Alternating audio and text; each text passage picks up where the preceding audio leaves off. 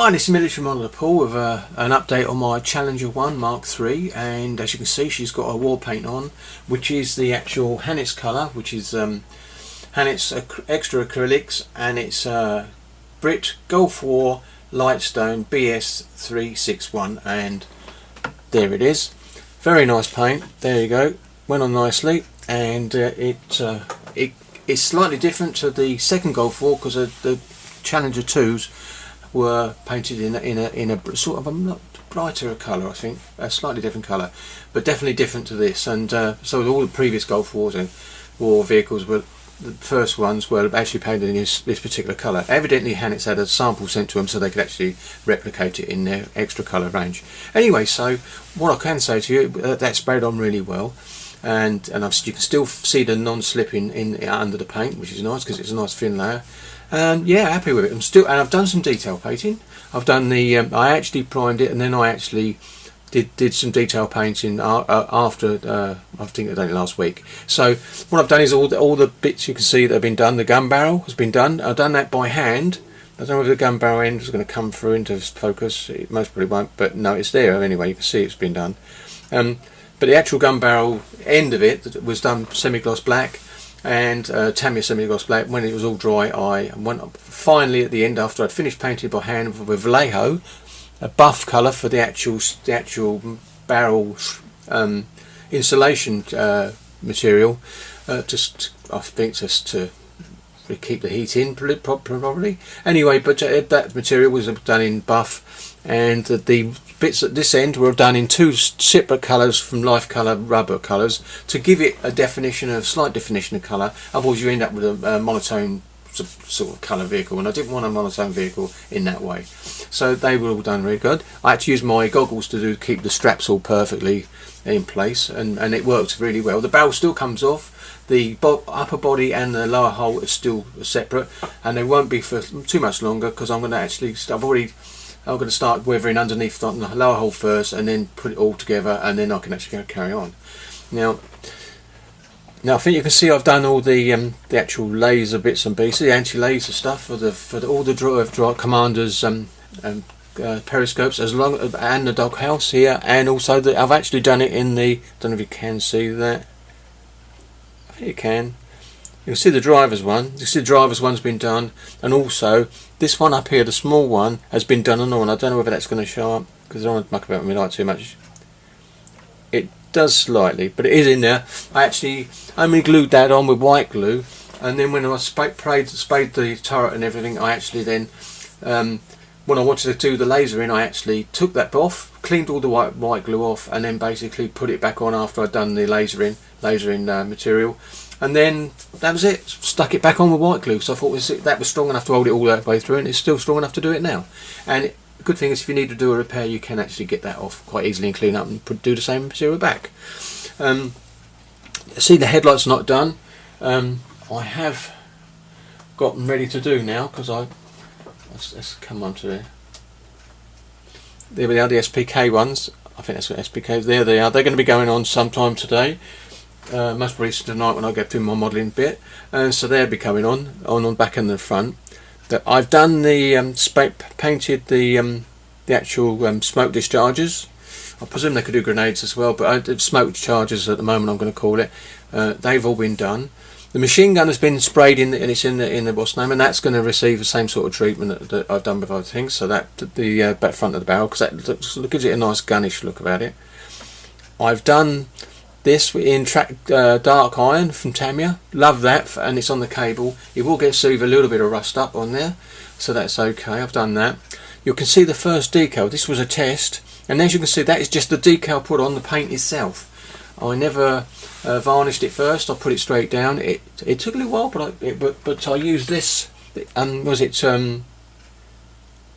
VMS material for doing the decals? Went on quite nicely, so that's done, and I'll be using that now for the rest of the vehicle. Sometimes you have reactions between different materials, paints and that, and I found that worked really well. And the decals that I use for the Star ones, sorry, I'll bring it up here, which I'm doing this company. There you go. That's the one I'm using for this kit number. And I'm doing the bottom one, which is the actual Churchill one, which I mentioned I was going to do. The only thing is, in the diagram it shows you with the fuel drums being on the back, which I've done red as you can see. It says that they're actually sands, but to be honest, it's pretty obvious. Perhaps they would have been sand if they had it on the vehicle. If they put new ones on, there's the possibility it would have been red. And I saw quite a few photographs with red drums in. So I'm happy with the red, and it gives it a colour difference in the vehicle, so which is quite nice. The shovels and stuff, I don't know whether you're going to be able to see if I can zoom in. If I just turn that bit like this and zoom in a little bit. No, it will come out as low. So there. I'll go up. I'm going to go up slightly and down. There you go, and I'm going to come out slightly because it's good. That's it. You're going to see that I've done the shovels now, and what I've done is I spoke to Steve Mottram again, because Steve Mottram mentioned about the colours drum. He actually said that you can get them blue as well, so that's an interesting thing for another build later on. Might even do that on the Challenger 2, I'm not sure, but I have seen Challenger 2s with their drums red as well. They're all this colour. So anyway, so I've done the shovels using Steve's idea. The hand level on the shovel evidently was like a rubber coated, evidently, and they could be plain wood, or they can be green if they're in obviously depending on where the vehicle is. So what I took a combination of what he said. I painted them wood, all the wooden handles, even for the axe wood, and then basically went over there with various shell shades. So it looks as if the shovel was painted with the same colour as the vehicle, more or less, but was worn off and it's going back to the wood, so they've been used. So that was my idea. I mean, I might convert it back to basic colour later on, but at the moment I'm quite happy with the way they look on the vehicle. So, but that's how they've been weathered a little bit anyway. And the spade was given a dark iron for the shovel head as well, the actual shovel part, and basically then I did the same bit of paint, the shovel, just dabbed it off as if it had been treated. Now I may change that later on because it's an easy fix with a paintbrush and a very careful eye. There you go. So anyway, that's that bit done. Let's come back out a bit. Yeah, so you can see that she's getting there. I'll come around to the other side to show you what I've done around there. It's exactly the same, really. Well, not exactly the same because they're different, but you know what I mean. So I've actually done the bit with the cable on the side. That's been done, and yeah. So if I'm going to come out a little bit now, the light's looking crooked, but it doesn't because I haven't turned it to the there. That's back to the correct position. That's not. That's going to be on there, but it's not. It wouldn't have been in the Golf War. So if I can. Okay, come up a bit. There we go. Yeah, so swing around a little bit more this side. I've got to paint this. This is a separate colour as well, so I've got to paint that. I think it's some sort of jack of some sort. I'm not really 100% sure. I'm going to have a look in the old book somewhere and see if I can find out what it is. But you can see she's coming along nicely now, and I've got further into her, which is nice. And there you go. I think I'm going to call that quits at that point, I think. So that's quite a nice view, I think. Might try and get her all in with the barrel as well. There you go. So now you can see the barrel, what I mean by the end as well. So it's quite I'm really pleased with the way the barrel turned out. Looks smart. That's the main thing. And I found out there was a red Desert Rat part decal that goes on this one.